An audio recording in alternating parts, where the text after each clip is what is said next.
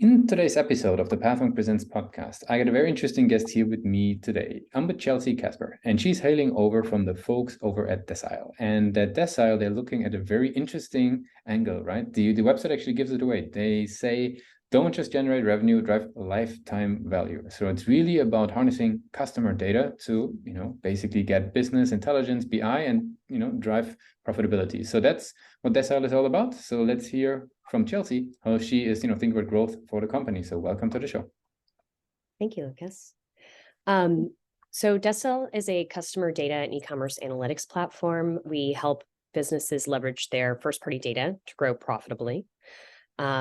What's special about Decile is we have a team of industry-leading developers, data scientists, and customer success managers behind every product release, making sure that everything that we do feature on the Shopify app is completely customer centric and not just solves their pain points, but also stays ahead of it with some, persona data and critical insights that are just necessary for building and retaining that loyal customer base.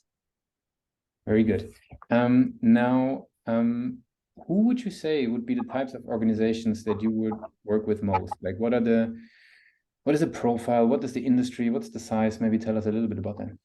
Yeah. So we're definitely focused on e-commerce companies. Most of our clients do fit into that D2C retail space, but we do enjoy an opportunity to get creative. So we have several clients that are in home goods, and they might not be, a Shopify site, or they might be on Magento or some other e-commerce platform. None of that is an issue. We mostly, if you have data, we can help you leverage it and find those insights that you need. So some people use, their basic CRMs, and we can help them as well. Very good. Now, what I would be curious about is now, like, if they are, getting to know you guys, like, and who would be sort of the champion that is actually holding the flag high for Decile in that times? Who's the individual that says basically, we need something like this? Is that like a leader of sales? Does it come from the C-suite? Like, who is bringing that to the radar?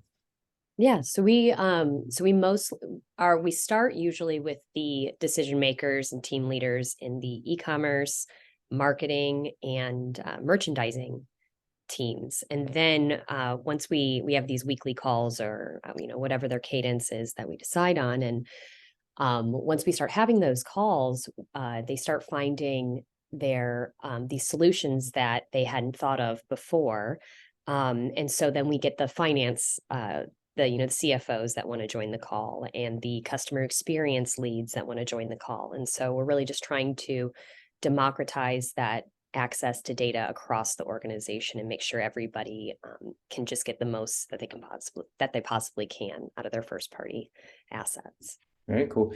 And what would you say? How do people learn about Decile? Like, what's the journey looking like? What are the channels that they're walking through? In order to get started. Yeah. So we have a pretty healthy referral network from our existing clients. They're always well networked and well placed in the industry and have several friends. So that's always very helpful for us. But we do publish quite a bit of thought leadership, and we host webinars, all of this content that helps marketers access what's changing in the industry, what is most important to them. And so we're providing a lot of value that way. And we also do go to some conferences as well. Very cool. And how do you personally then think about the website? Like, what role does the website play in your perspective in their journey? So the website we know that everybody is pretty strapped for time. And so the website has to, Decile can do so much. There's a little bit of something for everybody at an organization. So we have to find a way on the website, and our marketing team has done a great job. That is, trying to get the full Decile value proposition within, 30 seconds of reading the page. Who's going to benefit from it? And examples of what that UI looks like, and just let them know basically the rapid value that they can get from using the platform. Makes a lot of sense. Now, I'd love to talk about your role a little bit. You're sitting in client success and marketing strategy. Maybe tell us a little bit about that role. Like, what sort of are the key areas also for people who are just maybe getting to know that type of role and might be interested? Like, maybe share a little bit of an insight on what sort of are maybe the core pillars of that role. Yeah. So we work kind of lockstep with, there's a lot of cross collaboration. Decile's done a really great job of sourcing, like I said before, the industry leaders, but also people that come from really diverse backgrounds so that we can make sure that everything that we're providing for our clients is very creative. It often leads to the best strategy. But with our team, we're directly working with those clients, gathering their pain points, using that to find the critical insights that they do need in their data, and help them understand how they can grow. So we often help them take a step back or several steps back when they sign on with Decile, and we look for those cracks in the foundation.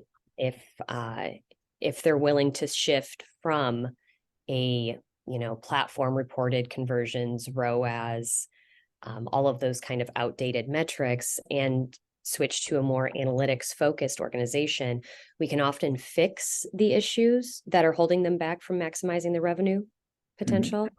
And we can, all of the information, the gold is in that data. So we can just develop a roadmap of strategy to help them grow at their most profitable phase. Gotcha. Very good.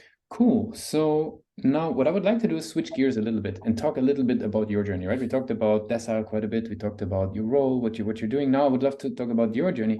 Now, in client success and marketing strategy, there is so much content out there, right? You could study and read and take courses all day long until probably for the next 100 years.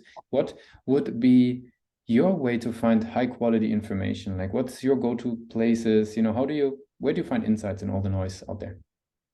I spend the first hour, I wake up an hour and a half early every single day to read through all of my marketing and just e-com newsletters.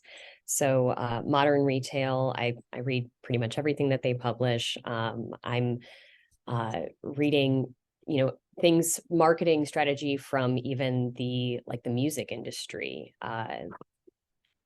The more information you can get from a variety of industries helps you just have this really robust understanding of the landscape and provide the best value to our clients. So I'm constantly reading, and the more you read and the more you talk about it, and you focus on what you're like these issues that certain businesses are having with low retention rates or really expensive acquisition, all of those things, I can apply all of that knowledge that other people are doing and use that to inspire creative solutions for them. As we are basically slowly moving towards the end of the interview, I would have some rapid fire questions to get to know you and your journey a little bit better. Are you ready for those, Chelsea? Yes, of course. Cool. So very first one, what's the last book that you read? I just finished Remarkably Bright Creatures. And it's, about that human animal bond that, takes place in the Pacific Northwest. It's a fantastic read. Very cool. What is the one single thing that your company is focused the most about? Helping companies grow profitably by leveraging their first party data at an affordable monthly fee. If you would have a magic wand, what's the one single thing that you would change for your role as a success manager and a marketing strategist? Oh, if I had a magic wand, I would definitely, I would not let anybody start any kind of campaign or strategy or roadmap without taking a complete step back to, start fresh with their data and understand and fix the issues that are plaguing the organization before we waste all of this energy and money, significant amounts of money on a frustrating cycle. That makes a whole lot of sense. For the very last question, I would like to do a little bit of time travel and go back to the days of the University of Texas, Austin. what would be one advice that you would give yourself, right? Let's put yourself back into the shoes. You're heading out of formal education into the world of, business growth and marketing. What's the one advice you would give yourself for that journey? Oh, who you think you're going to be is, and what you think you're going to be doing is not anywhere close to what you're going to actually end up in. So, smile and definitely enjoy the ride. Thanks a lot for being a guest on Pathway Presents. Thank you.